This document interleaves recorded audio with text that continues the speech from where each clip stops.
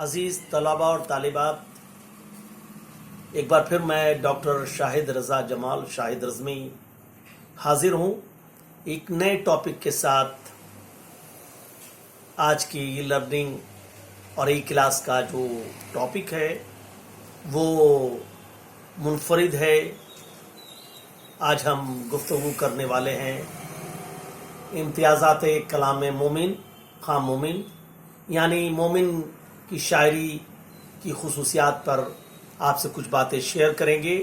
جیسا کہ آپ کو معلوم ہے کہ مومن خام مومن آپ کے پی جی کے نصاب میں شامل ہے اور ساتھ ہی ساتھ یو جی کلاسز میں بھی یہ موضوع اکثر بیشتر آپ کے سوال نامے کی زینت بنتے رہے ہیں اور کئی مرتبہ کمپٹیٹیو امتحانات میں بھی مومن خام مومن سے سوالات پوچھے جاتے رہے ہیں۔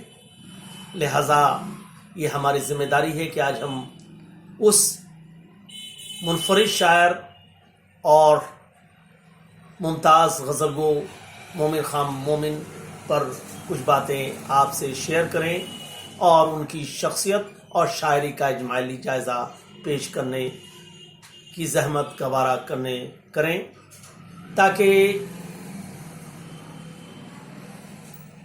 ان کے کلام کی خصوصیات، امتیازات اور ان کی شخصیت سے کما حق آپ واقف ہو سکیں۔ جیسا کہ آپ جانتے ہیں کہ مومن خام مومن کی پیدائش 1800 میں دہلی میں ہوئی اور ان کی وفات 14 مئی 1852 میں ہوئی۔ ان کا مزار دہلی کے ابو کلام آزاد میڈیکل کالج کے قریب واقع ہے اور ان کے آباء و اجداد مغلیہ سلطنت سے کے شاہی طبیب تھے۔ ان کے والد ماجد کا نام غلام نبی خاں تھا اور ایک بڑی دلچسپ بات یہ ہے کہ مومن خام مومن کے خاندان کو شاہ محدث دہلوی شاہ عبدالعزیز محدث دہلوی سے عقیدت تھی اور انہوں نے ہی یہ نام مومن خام مومن تجویز کی تھی، گرچہ ان کے گھر والوں نے ان کا نام حبیب اللہ رکھا تھا، لیکن خدا کارساز ہے کہ مومن خام مومن کے نام سے ہی شہرت پائی اور اردو غزل کے ممتاز و منفرد شاعر قرار پائے۔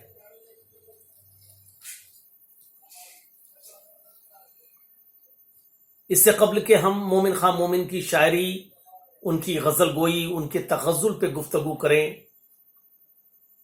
یہ بات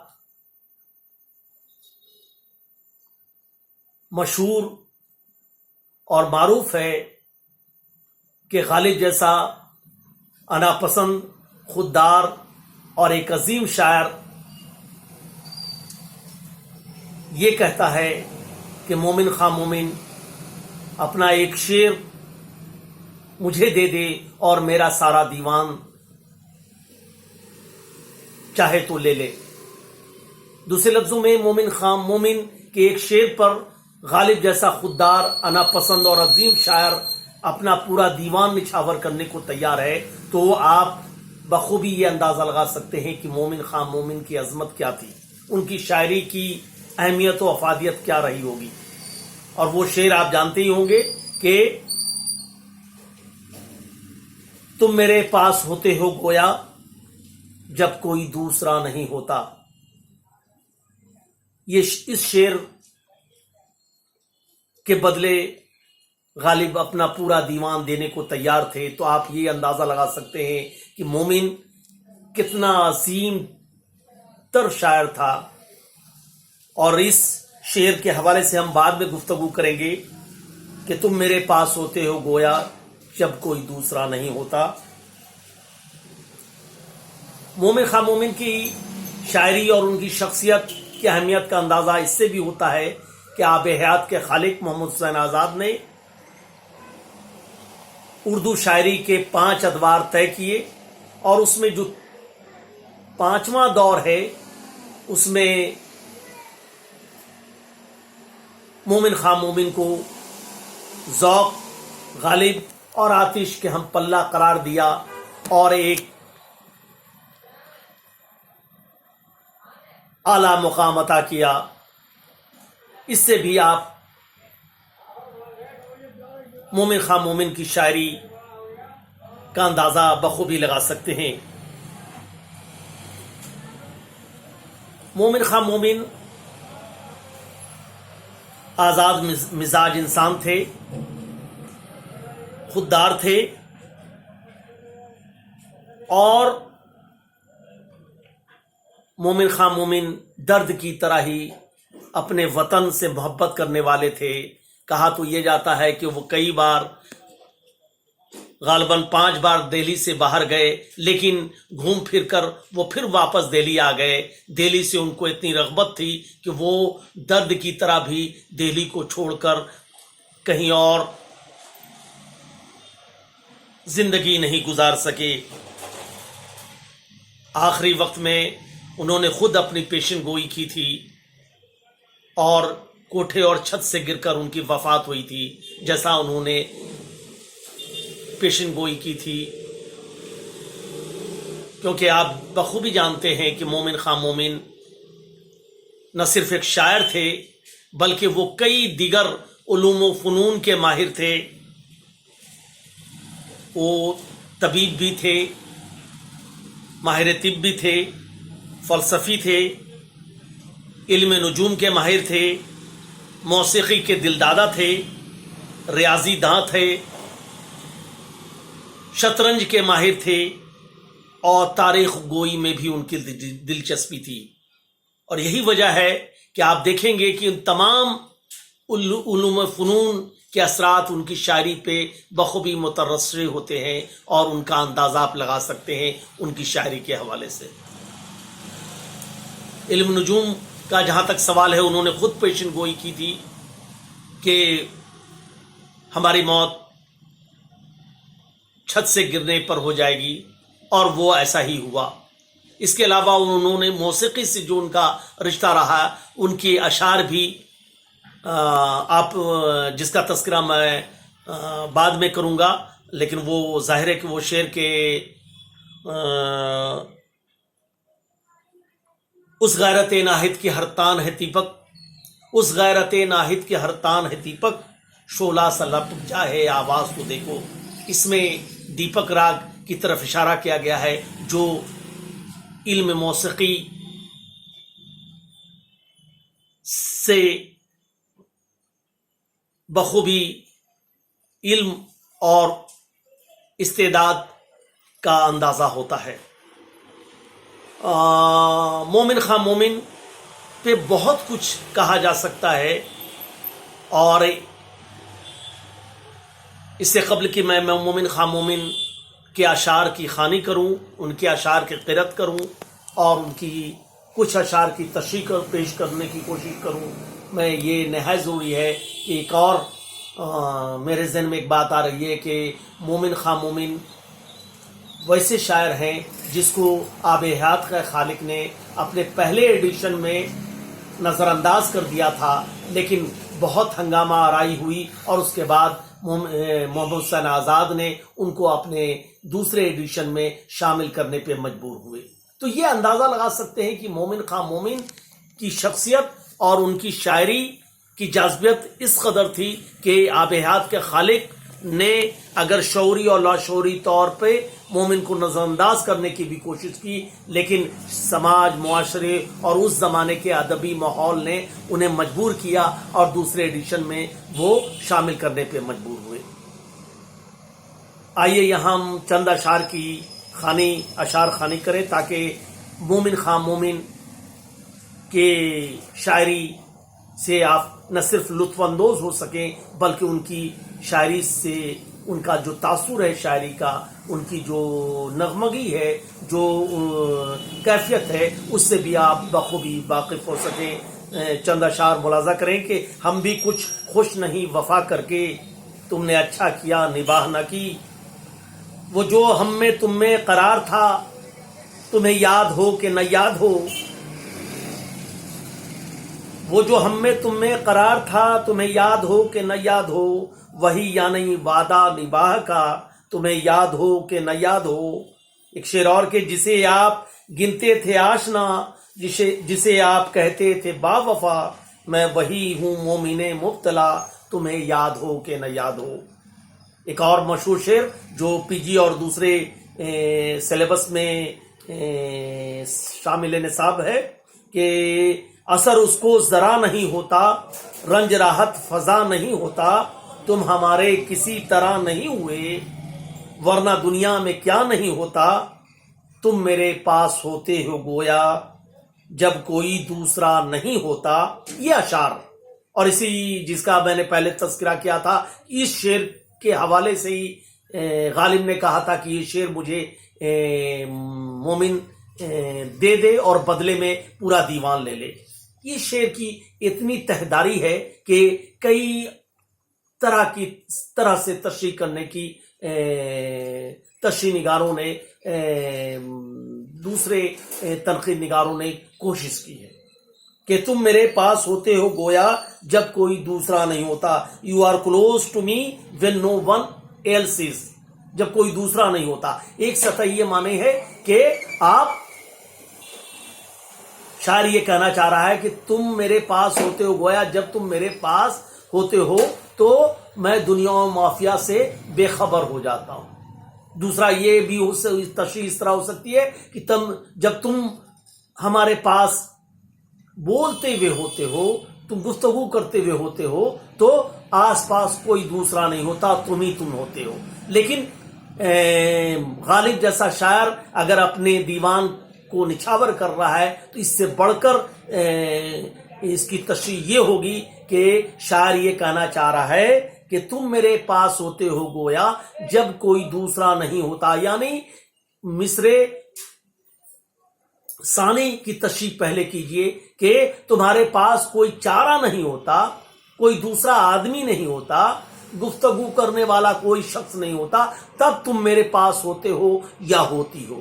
یہ ہے مومن خام مومن، اور اسی کو بتانے کی کوشش کی ہے، اور یہی وجہ ہے کہ غالب جیسا پارکھی، غالب جیسا رمز شناس یہ جانتا تھا کہ مومن خام مومن کا یہ شعر کتنا وقی ہے، کتنا اہمیت کا حامل ہے، اور یہی وجہ ہے کہ وہ اپنے پورے دیوان کو دینے کی کوشش کرتا ہے۔ اس شعر میں جو کلیدی لفظ ہے وہ ہے گویا اور جب کوئی دوسرا نہیں ہوتا۔ تو یہ غور کرنے کی ضرورت ہے، اور مومن خام مومن کو ایسے ہی اشعار زیادہ ہر دل عزیز، زیادہ جاذب نظر اور زیادہ اپیلنگ بناتے ہیں۔ چند اور اشعار کی میں کوشش کروں گا جو زبان زد عام بھی ہیں اور زیادہ مقبول ہیں کہ سنیے۔ ملاحظہ ہو کہ آپ کی کون سی بڑی عزت میں اگر بزم میں ذلیل ہوا، آپ کی کون سی بڑی عزت میں اگر بزم میں ذلیل ہوا، الجھا ہے پاؤں یار کا زلف دراز میں، لو آپ اپنے دام میں صیاد آ گیا، کچھ قفس میں ان دنوں لگتا ہے جی، آشیاں اپنا ہوا برباد کیا، آشیاں اپنا ہوا برباد کیا، کسی کا ہو کسی کا ہوا آج کل تھا کسی کا۔ شعر سنیے کہ کسی کا ہوا آج کل تھا کسی کا، نہ ہے تو کسی کا نہ ہوگا کسی کا۔ لفظی بازیگری ہے اور خوبصورت انداز ہے، اور ٹھانی تھی دل میں اب نہ ملیں گے کسی سے ہم، ٹھانی تھی دل میں اب نہ ملیں گے کسی سے ہم، پر کیا کریں کہ ہو گئے ناچار جی سے ہم۔ ایک اور شعر دیکھیے کہ تھی وصل میں بھی فکر جدائی تمام شب، وہ تو بھی نیند نہ آئی تمام شب. اسی قبیل کا ایک شعر کہ اے آرزوئے قلب ذرا دل کو تھامنا، مشکل پڑا میرا میرے قاتل کو تھامنا. یا یہ شعر دیکھیے کہ رویا کریں گے آپ بھی پہروں اسی طرح، اٹکا کہیں جو آپ کا دل بھی میری طرح. ایک اور شعر کہ شب جو مسجد میں جا پھنسے مومن، رات کاٹی خدا خدا کر کے. یہ انداز ہے مومن خواہ مومن کا، اور یہی وجہ ہے کہ میں نے یہ جو 8 10 15 اشعار کی جو اشعار خانی کی قرت کی یہ بتانے کی کوشش کی ہے کہ مومن کے اشعار اتنے جاذب نظر ہیں، اتنے زمان زدام ہیں، اتنے سہل ممتنع کی خوبی رکھتے ہیں، اتنے خصائص سے پر ہیں کہ جس کو صرف نظر نہیں کیا جا سکتا، جن پہ آپ سرسری طور پہ مطالعہ کر کے یا قرأت کر کے آگے نہیں بڑھ سکتے. اور ان کے امتیازات ان اشعار کی روشنی میں اگر ہم کوشش کریں تو یہ چند چیزیں ہیں جس کو میں یہاں پیش کرنا چاہوں گا. ایک تو یہ خوبی ہے کہ ان کے اشعار، کئی اشعار ایسے ہیں جو زبان زدام ہیں، جو ضرب المثل کی حیثیت رکھتے ہیں، جو لوگوں کی زبان پہ چاہے وہ خواہ کوئی طبقہ ہو، وہ ان کی زبان پہ ان کا اشعار رونق بن گئے ہیں. جیسے اثر اس کو ذرا نہیں ہوتا، رنج راحت فضا نہیں ہوتا، تم ہمارے کسی طرح نہ ہوئے ورنہ دنیا میں کیا نہیں ہوتا، یا تم میرے پاس ہوتے ہو گویا جب کوئی دوسرا نہیں ہوتا، یا ہم بھی کچھ خوش نہیں وفا کر کے تم نے اچھا کیا نباہ نہ کی، یا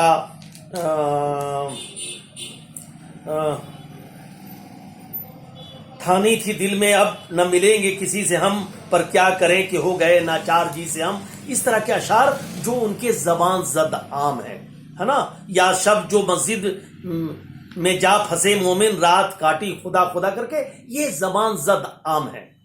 اس کے علاوہ آپ دیکھیں گے کہ ہندی الفاظ اور ہندوستانی ڈکشن کا خوبصورت امتزاج ان کا ملتا ہے. اگر آپ دیکھ لیں کہ شعر میں ان الفاظ سے نغمگی پیدا ہو گئی ہے، ایک ریدم پیدا ہو گیا ہے، جیسے ٹھانی، الجھا، اٹکا، تھامنا، پھنسے وغیرہ جو الفاظ ہیں، جن کا جو ثقیل الفاظ مانے جاتے ہیں، ان کا خوبصورت استعمال کرنے کی کوشش کی ہے مومن خواہ مومن نے. اس کے علاوہ ان کے اشعار میں تخلص کا برمحل اور برجستہ استعمال ملتا ہے. بہت کم ایسے شاعر ہیں جنہوں نے تخلص کا برمحل اور برجستہ استعمال کیا ہے. میر اور غالب کے بعد مجھے لگتا ہے کہ مومن ہی جو کلاسیکل شعراء میں ہے جن کا تخلص. اب مثال کے طور پہ کہ چند اشعار کی میں یہاں پہ یہ کروں گا، یعنی اس کی قرأت کرنے کی کوشش کروں گا. جسے آپ گنتے تھے آشنا، جسے آپ کہتے تھے با وفا، میں وہی ہوں مومن مبتلا، تمہیں یاد ہو کہ نہ یاد ہو. یا کیوں سنے عرض مستر اے مومن، صنم آخر خدا نہیں ہوتا. یہاں مومن کا خوبصورت ہے. یا ایک شعر کے شب جو مسجد میں جا پھنسے مومن، رات کاٹی خدا خدا کر کے. یہ ان اشعار کے حوالے سے آپ دیکھیں جو انہوں نے برمحل تخلص کا اپنے نام کا جو خوبصورت استعمال کیا ہے، برجستہ استعمال کیا ہے، وہ دیدنی ہے. اس کے علاوہ ان کے ہاں یہم گوئی کی بھی خوبی پائی جاتی ہے. اور یہم گوئی آپ جانتے ہیں کلام میں ایسے الفاظ جو زو معنی ہو، دو معنی کے ہوں، اور جس میں معنی بعید اور معنی قریب ہو، اور مراد ہمارا معنی بعید سے ہو. اس میں ان کے اشعار میں یہ خوبی بخوبی پائی جاتی ہے. اس کے علاوہ صنائع لفظی اور صنعتوں کا بہترین استعمال کیا ہے مومن خواہ مومن نے، اور یہ ان کے تمام اشعار میں آپ یہ خوبی پائیں گے. اور آخر میں دو خوبی کا تذکرہ کر کے میں اپنی باتیں تمام کرنے کی کوشش کروں گا. ایک خوبی جو درد کی طرح یا دوسرے میر کی طرح جو ان کے اشعار کی خوبی ہے کہ سہل ممتنع کی کیفیت پائی جاتی ہے. سہل ممتنع ان کے اشعار میں ایک خوبصورت وصف ہے، اور وہ ہے کہ چھوٹی بہن میں بڑی بات کہنا، بڑے مفہوم کی بات کہہ دینا، یہ سہل ممتنع ہے. جس طرح درد نے زندگی ہے یا کوئی طوفان ہے، ہم تو جینے کے ہاتھوں مر چلے. اسی طرح کے اشعار انہوں نے بہت سارے کہے، جیسے تم میرے پاس ہوتے ہو گویا جب کوئی دوسرا نہیں ہوتا، یا یہ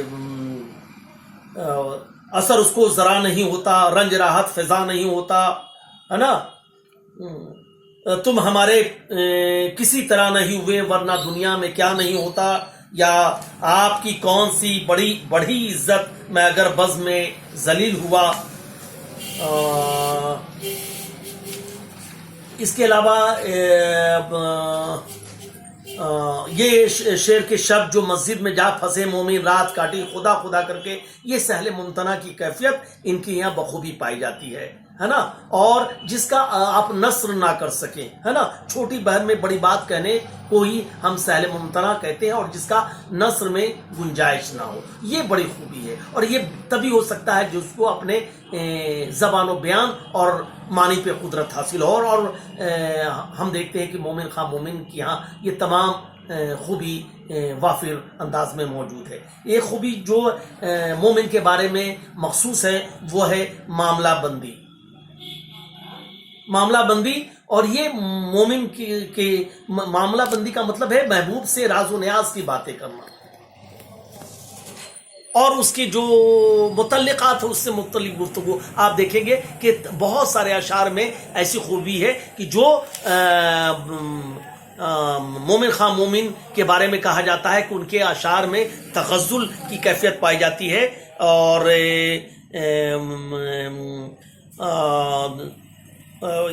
غزل کو عامیانہ اور ابتذال پسندی سے بھی محفوظ رکھنے کی بھرپور کوشش کی ہے. اور یہ بڑا وصف ہے مومن خواہ مومن کا، یہ بڑا وصف ہے کہ انہوں نے اردو غزل کو عامیانہ اور ابتذال پسندی سے محفوظ رکھنے میں اہم کردار ادا کیا ہے، اور اردو غزل کو اعتبار بخشا ہے.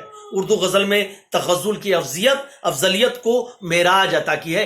یہ خوبی ہے ان کی کہ مومن خواہ مومن نے اپنے کلام کے ذریعے یہ اردو غزل کو جو تغزل عطا کی اور جو اعتبار بخشا، وہ دیگر شاعروں سے انہیں ممتاز اور ممیز کرتی ہے. اس کے علاوہ ایک اور یہ ہے کہ وہ ہمیشہ اپنے اشعار میں سلیقہ، احتیاط، نفاست، ڈیلیکیسی، لحاظ اور پاسداری، محبوب اور کی پاسداری کا خیال رکھتے ہیں جو دیگر شعراء سے ان کو ممتاز اور جدا کرتی ہے. اور یہ بڑی بات ہے. اردو شاعری اگر مومن خواہ مومن کی شاعری نہیں ہوتی تو ہو سکتا ہے کہ ان خوبیوں سے محروم رہ جاتی اردو شاعری ہمیشہ کے لیے.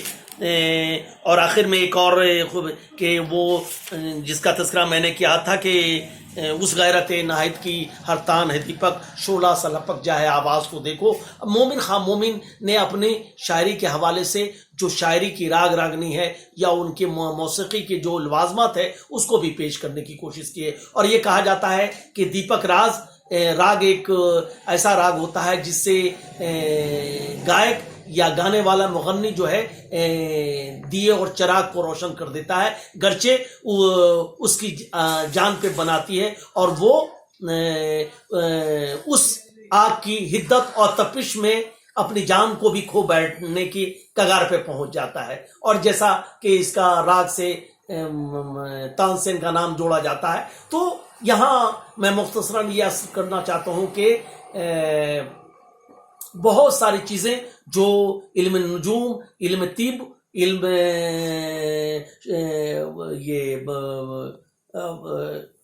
یہ شطرنج کی مہارت، ان تمام چیزوں کو اپنے اشعار میں پیش کرنے کی کوشش کی ہے. اور یہی وجہ ہے کہ ان کو دیگر شعراء سے ممیز اور ممتاز یہ چیزیں کرتی ہیں. اور یہی بار بار آپ کے سوالات میں بھی یہ چیزیں عود آتی ہیں، اس کی بازگشت سنائی دیتی ہے کہ مومن خواہ مومن کی شاعری کے امتیازات اور ان کے فن پہ آپ روشنی ڈالیں یا تنقیدی جائزہ لیں. تو آج ہم نے اجمالی تجزیہ اور اس کا ذکر کرنے کی کوشش کی ہے کہ مومن خواہ مومن کے کلام کی اہم خصوصیات کیا کیا ہیں، ان کے امتیازات کیا کیا ہیں، اس پہ روشنی ڈالنے کی کوشش کی ہے. انشاءاللہ آئندہ بھی مومن خواہ مومن کے حوالے سے کچھ اور گفتگو کی جا سکتی ہے، اور انشاءاللہ کریں گے. اور میں ایک شعر کے حوالے کے ساتھ اپنی بات تمام کروں گا کہ مومن خواہ مومن کا شعر ہے کہ کیا جانے کیا لکھا تھا اسے اضطراب میں، کیا جانے کیا لکھا تھا اسے اضطراب میں، قاصد کی لاش آئی ہے خط کے جواب میں. یہ مومن خواہ مومن ہے. اور مجھے کہنے میں کوئی عار نہیں، کوئی تعامل نہیں کہ مومن خواہ مومن نے قصر غزل گوئی کے تقدس کو بحال کرنے میں جو کردار ادا کیا ہے وہ اردو ادب کا حسین اور خوبصورت ثمرہ ہے، خوبصورت نظیر ہے، جس کی نظیر دنیا شاعری میں خال خال ملتی ہے. انہی لفظوں کے ساتھ میں اپنی باتوں کو ایک بار پھر اس اعادے کے ساتھ ختم کرنا چاہوں گا کہ آپ اسٹے ہوم اینڈ اسٹے سے، گھر پر رہیں، محفوظ رہیں. ظاہر ہے کہ آپ محفوظ رہیں گے تو آپ کا پریوار محفوظ رہے گا، سماج محفوظ رہے گا، اور بالآخر ملک اور راستر ترقی کے راستے پہ گامزن ہوگا. شکریہ. تھینکس اے لاٹ.